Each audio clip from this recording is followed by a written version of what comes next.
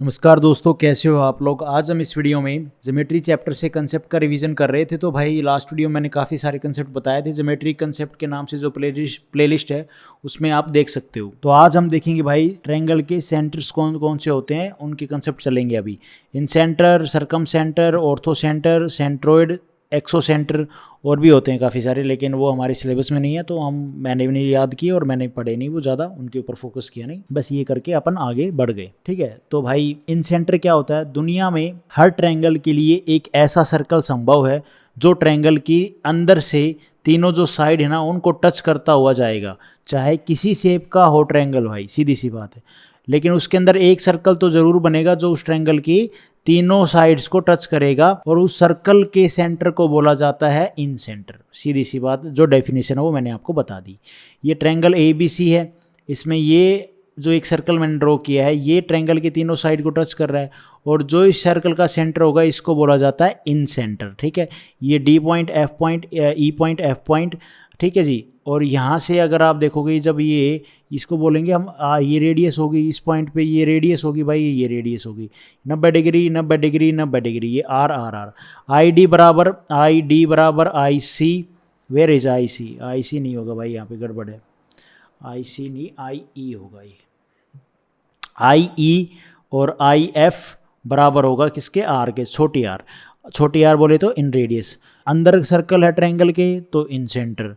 इन centre है, उस इन centre है तो भाई उस इन सर्कल की जो है रेडियस क्या होगी? आर, वो होगी इन रेडियस। ठीक है, और आपको पता है ये सर्कल है, सर्कल के बाहर ये जो लाइन है ये क्या? टेंजेंट होती है।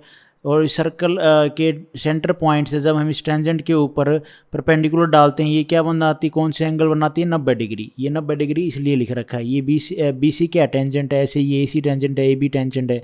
तो ये सेंटर पॉइंट से जब हमने ये लाइन ड्रॉ करी टेंजेंट पे जाके मिलेगी इस पॉइंट पे, तो ये है यहाँ पे एंगल कौन सा बनाती है? 90 डिग्री का। ये बात आपने ध्यान रखनी है।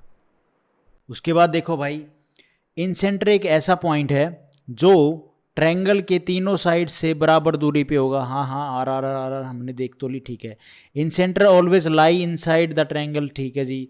इन सेंटर मतलब किसी भी तरह का ट्रायंगल हो, इन सेंटर हमेशा ट्रायंगल के अंदर ही लाई करेगा। इन सेंटर की पोजीशन कैसे पता चलेगी भाई? तो जो आई है हमारा इन सेंटर जिसको हम बोल रहे हैं, इसकी पोजीशन कैसे पता चलेगी? ट्रायंगल के तीनों एंगल के एंगल बाइसेक्टर एक ही जगह पे मिलें, जिस पॉइंट पे वो काटेंगे ना उस पॉइंट को बोला जाता है उस ट्रायंगल का इन सेंटर। समझ रहे हो आप? ये हमारा एक ट्रायंगल है, कोई भी लगा लो।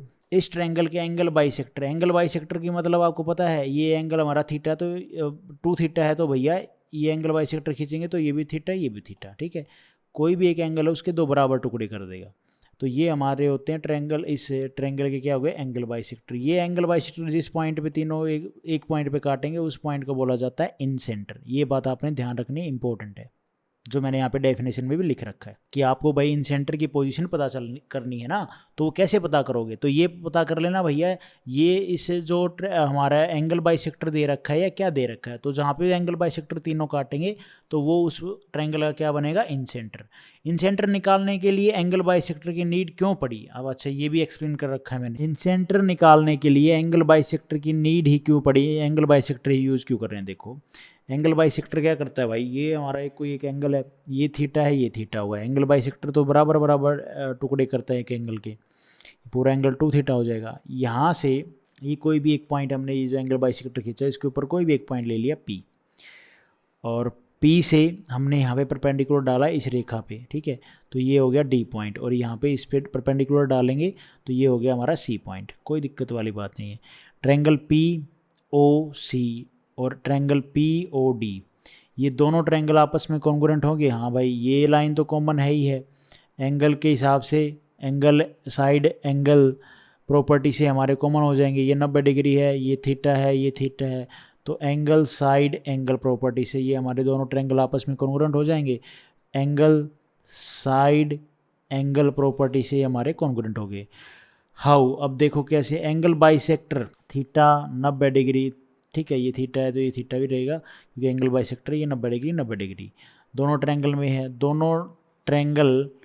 दोनों एंगल बराबर हैं। हाँ भाई, दोनों, इसमें भी थीटा है इसमें भी थीटा, ये 90 डिग्री है इसमें थीटा है, ये 90 डिग्री है, तीसरा एंगल ऑटोमेटिकली बराबर हो जाएगा। हाँ जी, कोई बात नहीं। थर्ड इक्वल होगा। 90 डिग्री के सामने ओपी है, 90 डिग्री के सामने ओपी है ये, और इसमें भी क्या है 90 डिग्री के सामने ओपी है। दोनों का हाइपोटेनस भी सेम होगा, दोनों का हाइपोटेनस भी सेम होगा, बिल्कुल होगा भाई, क्योंकि ये बराबर दूरी पे हैं, हाइपोटेनस बिल्कुल सेम होगा। ये 90 डिग्री बनाने वाली साइड है तो हाइपोटेनस तो यही होगा, ओपी हमारा हाइपोटेनस भी होगा। तो ये दोनों ट्रायंगल आपस में कॉन्ग्रुएंट हो जाएंगे। अरे मैंने आपको बता तो दिया एंगल साइड एंगल की प्रॉपर्टी से यार। और उसके बाद है भाई थीटा के सामने साइड डीपी और पीसी पैरेलल होंगी, थीटा के सामने डीपी और थीटा के सामने ही पीसी, ये आपस में क्या होंगे भाई पैरेलल होंगे, यहाँ भी बिल्कुल होंगी।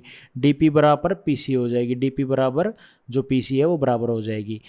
एंगल बाइसेक्टर पे कहीं भी कोई भी पॉइंट लें, ठीक है जी, पी, वो पॉइंट एओ से और बीओ से बराबर डिस्टेंस पे होगा।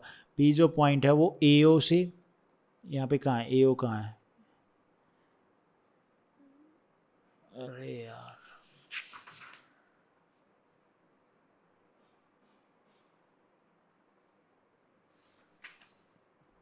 अब ये एओ बीओ मैं बताता हूँ कैसे होगा। ये हमारा ट्रायंगल है, इसका ये एंगल बाइसेक्टर खींचेंगे, ठीक है, ये ए पॉइंट है, ये बी पॉइंट है, और ये एंगल बाइसेक्टर। तो ये हमारा ओ पॉइंट है ना, इन सेंटर लगा लो जो हमने काटा है, ठीक है।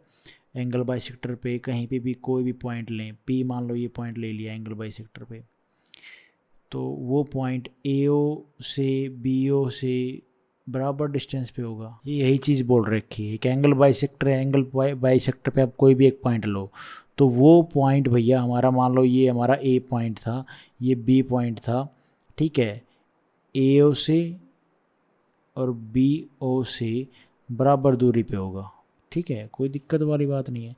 मैंने थोड़ा सा उल्टा लिख रखा है, इसको आप एक बार देखना यार। ए ओ से और बी ओ से बराबर डिस्टेंस पे होगा, कैसे होगा ए और बी ओ से,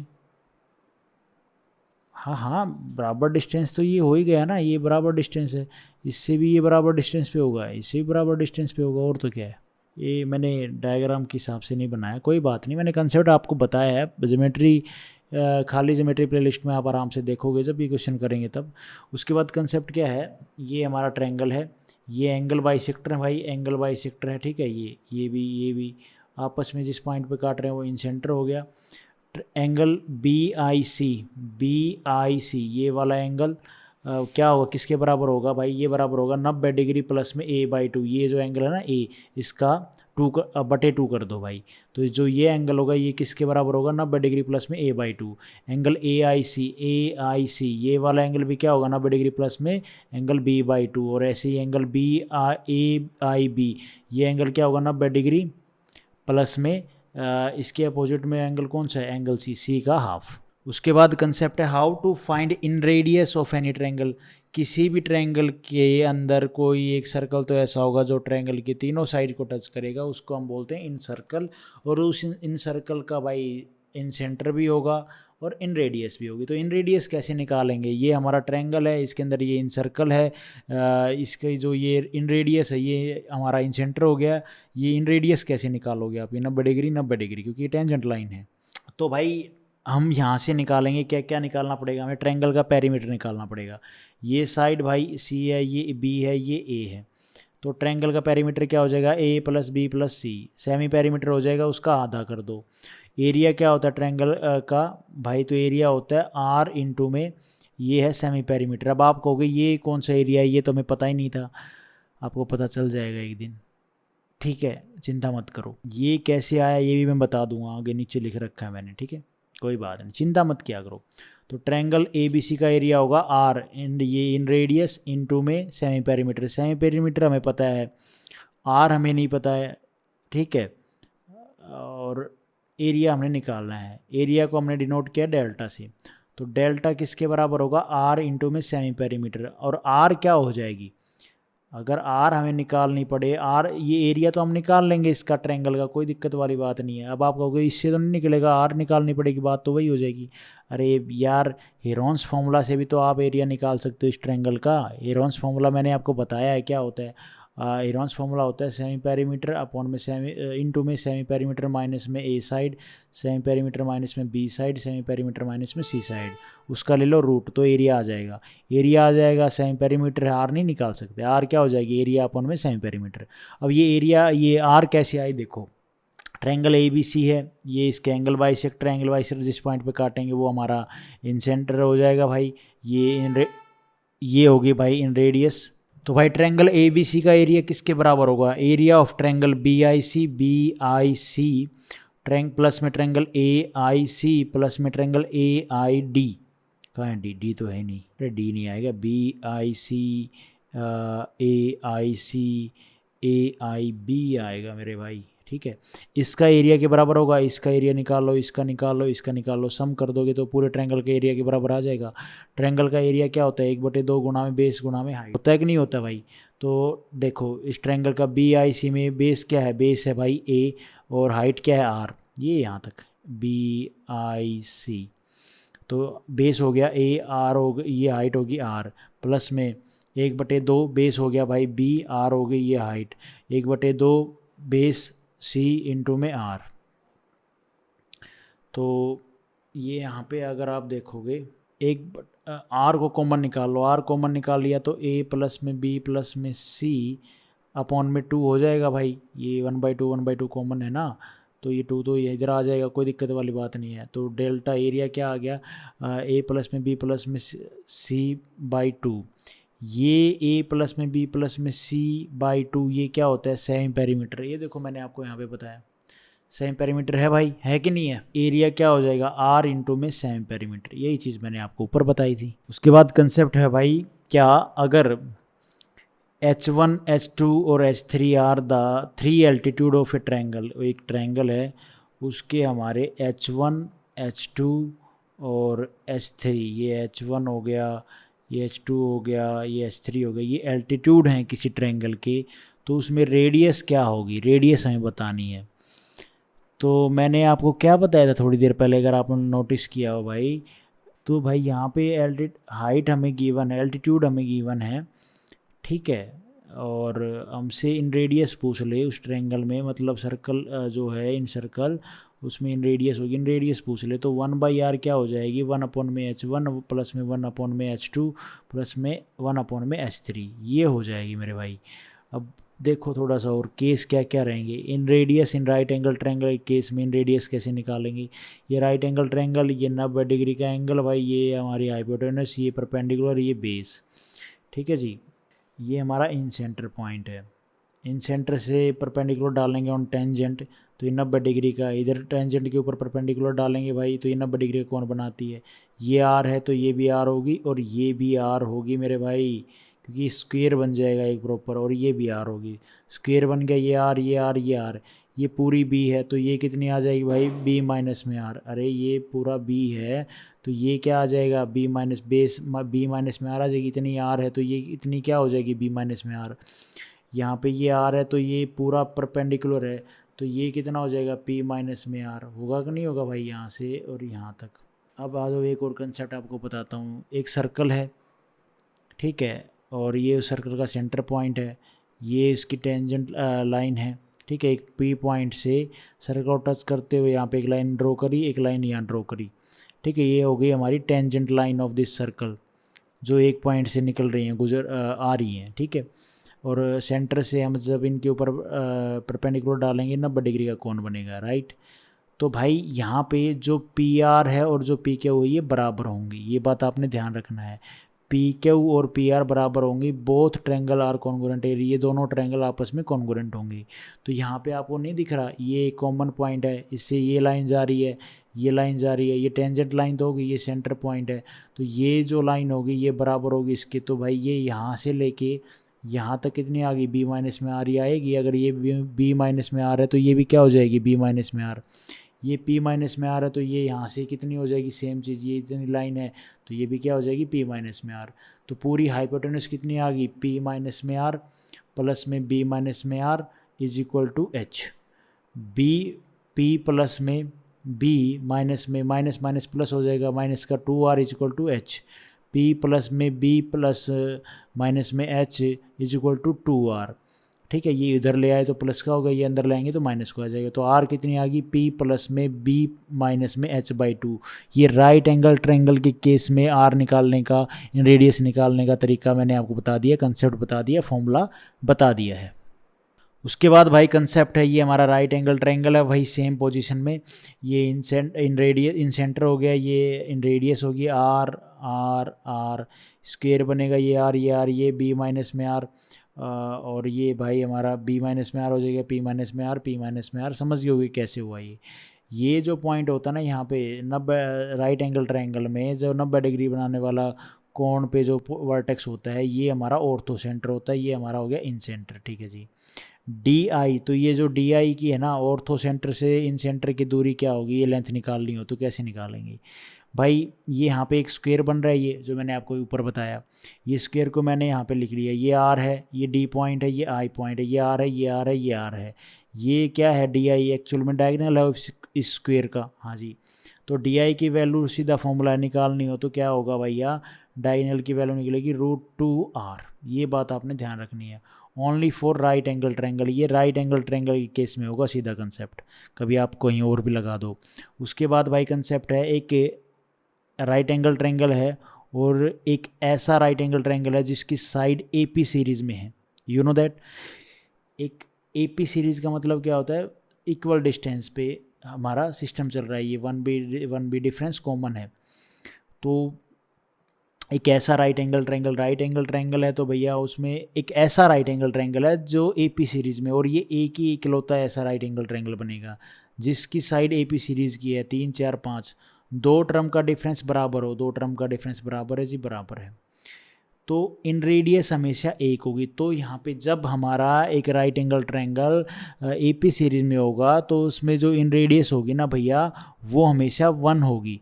अब ठीक है, अब आप कहोगे ठीक है जी, तो अगर डिफरेंस हमारा यहाँ पे 1 है तो इन रेडियस 1 है, अगर डिफरेंस हमारा यहाँ पे 10 होता तो इन रेडियस में भी 1 में भी कितनी मल्टीप्लाई हो जाती 10 की, तो इन रेडियस हो जाती 10। मैं उम्मीद करता हूँ आप लोगों को ये बात समझ में आई होगी। राइट एंगल ट्रायंगल में हमने इन रेडियस देख ली। अब देखो भैया इक्विलैटरल ट्रायंगल में इन रेडियस कैसे निकलेगी।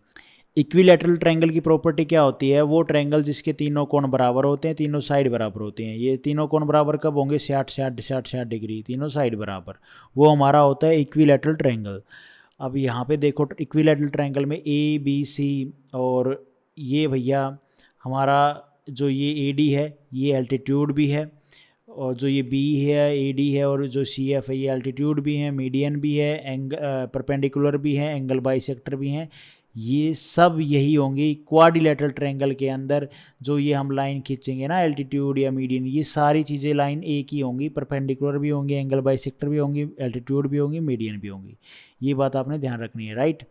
ये हमारी A है, ये हमारी A है, ये हमारी A है, और ये भाई R है, ये R है, इन रेडियस हो जाएगी, ये R है, ठीक है।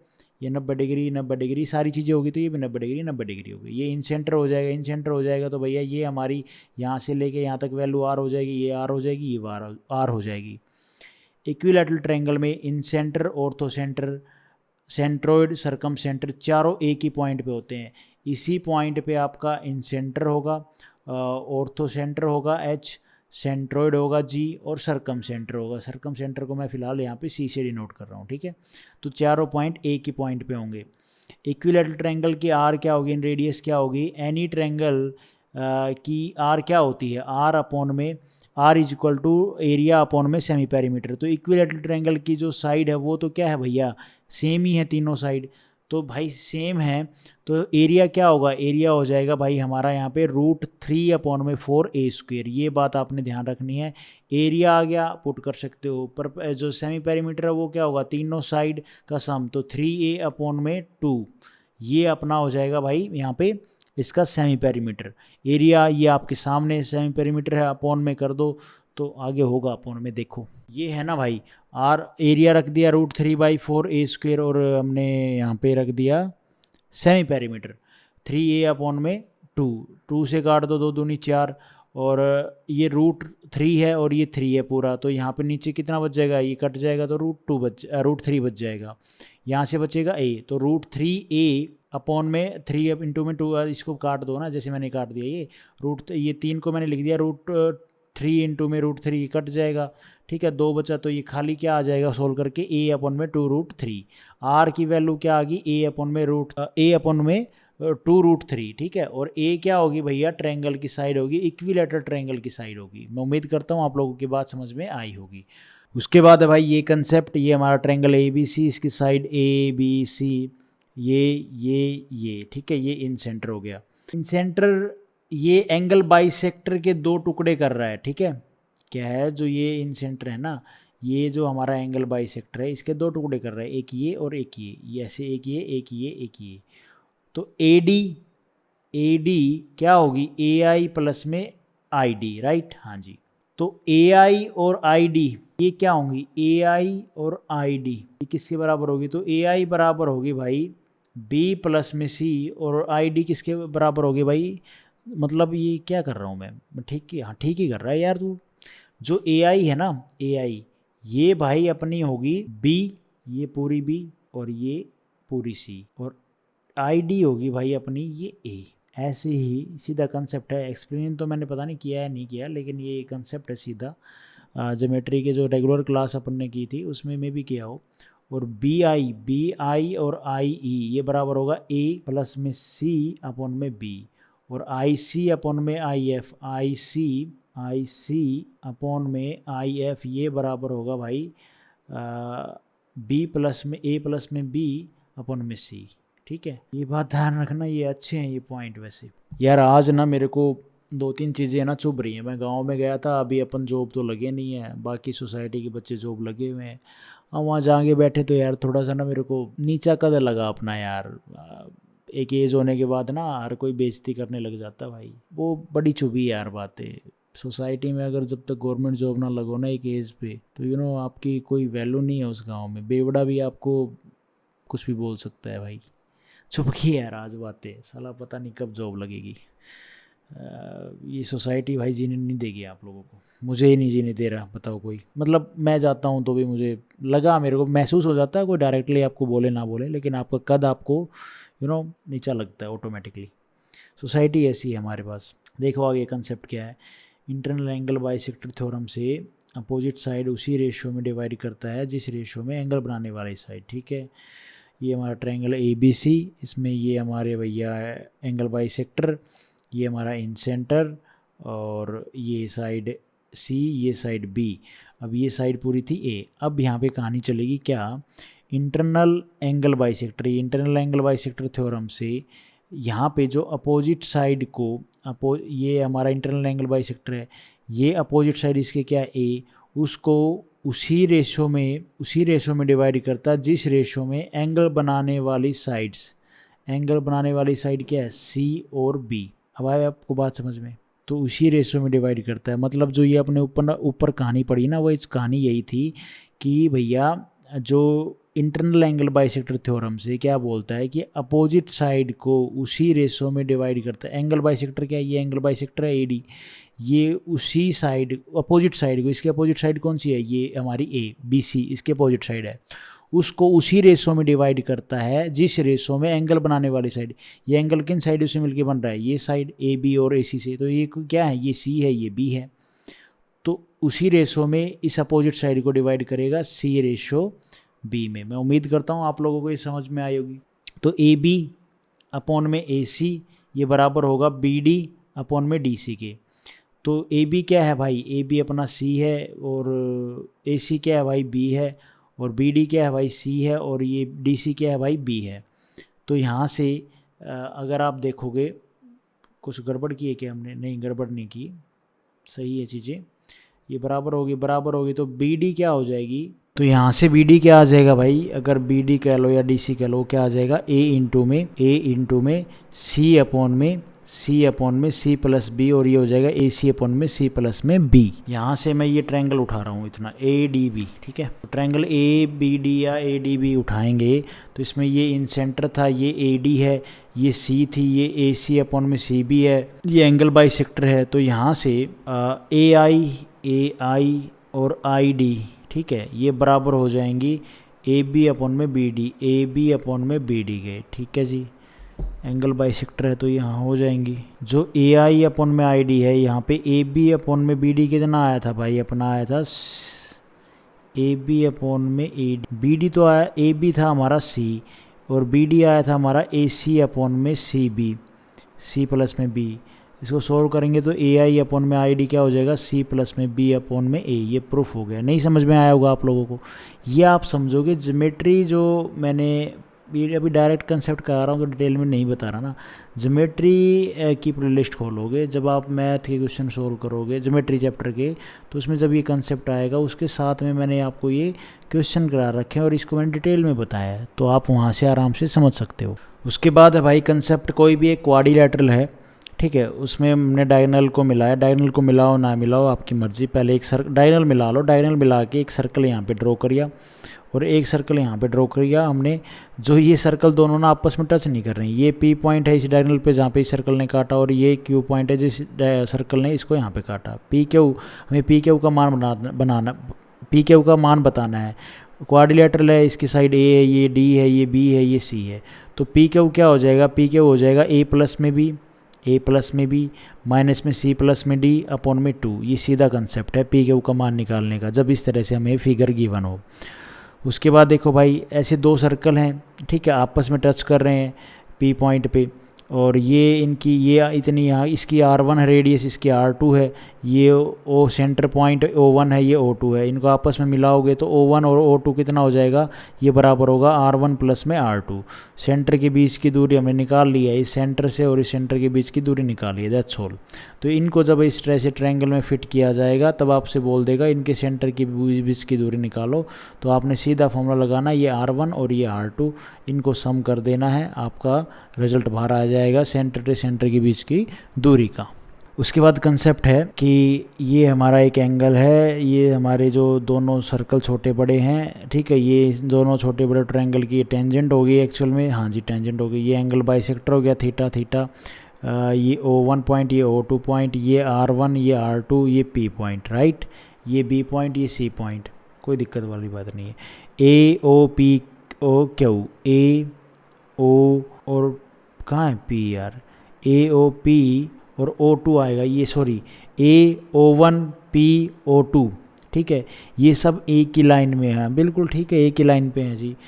जो AD के ऊपर है वैसा ही नीचे होगा, हाँ AD जो ये हमारी लाइन है इसके ऊपर जैसा ये इमेज ऊपर गई है आधा कट के, उतनी ही इमेज यहाँ पे नीचे, हाँ ठीक है, जो कोई दिक्कत वाली बात नहीं है। तो थीटा थीटा होंगे भाई, तो ये थीटा हो जाएगा, ये भी थीटा हो जाएगा, ठीक है हो जाएगा, ये इतनी बात हम समझ गए भाई। यहाँ पे इसने बोलने का, इसका कहने का तात्पर्य ये था कि जब हमने ये दो सर्कल बनाए एक दूसरे को टच कर रहे हैं, तो यहाँ से जब ये दो टेंजेंट लाइन खींची तो जो ये A पॉइंट है और O1 है, P पॉइंट जहाँ पे दोनों सर्कल काट रहे हैं, और O2 है, ये तीनों चारों पॉइंट एक ही लाइन पे होंगे, ठीक है, जो और ये एंड पॉइंट मान लो हमने D मान लिया। तो इसने ये बोला है कि जब ये तीनों सारे पॉइंट एक लाइन पे हैं तो जितना वो पोर्शन ऊपर है उतना ही पोर्शन नीचे है, हाँ ठीक है। तो हमसे बोलते हैं R1 और R2 का मान निकालो, तो R1 क्या होगा भाई, R1 और R2 का जो रेशियो का मान होगा इन रेडियस का, वो होगा 1 माइनस में साइन थीटा अपॉन में 1 प्लस में साइन थीटा। और इसको आप लिख सकते हो R2 अपॉन में R1 क्या हो जाएगा, 1 प्लस में साइन थीटा अपॉन में 1 माइनस में साइन थीटा। उसके बाद कंसेप्ट है एक इक्विलैटरल ट्रायंगल है। इक्विलैटरल ट्रायंगल माने उसके तीनों एंगल बराबर होंगे और तीनों साइड बराबर होंगी, ठीक है जी। उसके अंदर ये जो अपन ने अभी सर्कल देखे हैं इनको बनाया गया है, दो सर्कल बनाए गए भाई, वो आपस में एक दूसरे को टच कर रहे हैं। और ये O1 पॉइंट, ये यहाँ पे कटिंग पॉइंट P हो गया, ये O2 पॉइंट हो गया, ओके। ये एक ही लाइन के ऊपर ने तीनों पॉइंट, तो तीनों पॉइंट जब एक ही लाइन पे हैं भैया वर्टेक्स से, ये एक्चुअली क्या हो गई, ये इतनी यहाँ से लेके यहाँ तक टेंजेंट ही तो होगी ये इन दोनों सर्कल की। तो ये सारे एक ही लाइन पे हैं, एक ही लाइन पे, तो मतलब ये एंगल को दो बराबर टुकड़ों में बांटेंगे, ये 30 होगा, ये भी 30 होगा। ये इक्विलैटरल ट्रायंगल के केस में बता रहा हूँ मैं आप लोगों को। अच्छा, तो जो बड़ी आर है, ये इस बड़े सर्कल की बड़ी आर, इस छोटे सर्कल की छोटी आर, इनका रेशियो क्या होगा, तो R अपॉन में R का रेशियो होगा 1 प्लस में साइन थीटा अपॉन में 1 माइनस में साइन थीटा। बड़ी आर छोटी आर का रेशियो होगा 1 प्लस में साइन 30, एक्चुअली ये 30 एंगल, क्योंकि इक्विलैटरल एंगल में 60 डिग्री के एंगल होते हैं ना, ये 30 है, ये 30 है, थीटा तो हमारा 30 हो गया, ये भी 30। तो R अपॉन में R कितना हो जाएगा, 1 प्लस में 1 अपॉन में 2 और 1 माइनस में 1 अपॉन में 2। तो R अपॉन में R का रेशियो हो जाएगा 3/2 और 1/2, काट दो। R अपॉन में R 3 रेशियो 1, तो बड़ी आर छोटी आर का रेशियो कितना आ गया, इसमें इक्विलैटरल ट्रायंगल केस में इन रेडियस का रेशियो आ गया 3/1। मैं उम्मीद करता हूँ आप लोगों को ये समझ में आया होगा। ये कंसेप्ट है भाई, क्वेश्चन नहीं है, ये कंसेप्ट है भाई, ध्यान रखना। इस तरह से इक्विलैटरल ट्रायंगल के अंदर दो सर्कल इस तरह से बनाए गए हैं जो आपस में टच कर रहे हैं, और बड़े सर्कल की जो भुजा हैं वो तीनों साइड को टच कर रही हैं, और छोटे सर्कल की दो भुजा उस ट्रायंगल को टच कर रही हैं, ठीक है। ट्रायंगल को टच कर रही हैं, बड़े की तीनों और छोटे की दो, और दोनों सर्कल आपस में टच कर रहे हैं, तो बड़ी आर छोटी आर का जो रेशो होगा वो क्या होगा 3:1। और रेडियस का रेशो आ गया, तो एरिया का रेशो क्या होगा भाई, बिग सर्कल और छोटे सर्कल का, तो एरिया क्या होता है πr²। पाई तो कांस्टेंट रहेगा, तो एरिया डिपेंड करता है आर के ऊपर, भाई बदलेगा तो आर ही ना। तो एरिया क्या होगा, छोटे सर्कल की रेडियस क्या आई थी 1, बड़े सर्कल की रेडियस आई थी 3, तो 1 और 3 का स्क्वायर कर देंगे तो एरिया का रेशो आ जाएगा। तो एरिया का रेशो आ गया 1/9, तो एरिया का रेशो हो गया 1:9, और बड़ा ए रेशो छोटा ए कितना हो गया 9:1। और ट्रायंगल इक्विलैटरल नहीं होगा तो क्वेश्चन भी नहीं आएगा। देखो ये सारी कहानी चल रही थी इक्विलैटरल ट्रायंगल के केस में जो मैं सर्कल बता रहा हूँ, लेकिन अगर हमारा ट्रायंगल इक्विलैटरल नहीं है तब ये चीज़ अप्लाई करोगे तो भैया आपको मैंने तरीका बताया था, गड़बड़ हो जाएगी। जो दूसरा तरीका था पीछे जो मैंने पढ़ा उसके हिसाब से करनी है। अगर इक्विलैटरल ट्रायंगल नहीं होगा ना तो इस तरह से क्वेश्चन भी नहीं होगा, सीधी सी बात है। तो आज हम इस वीडियो में गाइस इतने ही कंसेप्ट समझते हैं, रिवीजन चल रहा है तो रिवीजन में इतनी कहानी ठीक है, नेक्स्ट वीडियो में आगे करेंगे। Thank you so much. Video आपको ठीक लगी तो लाइक करना, चैनल पर नए हो तो सब्सक्राइब करना।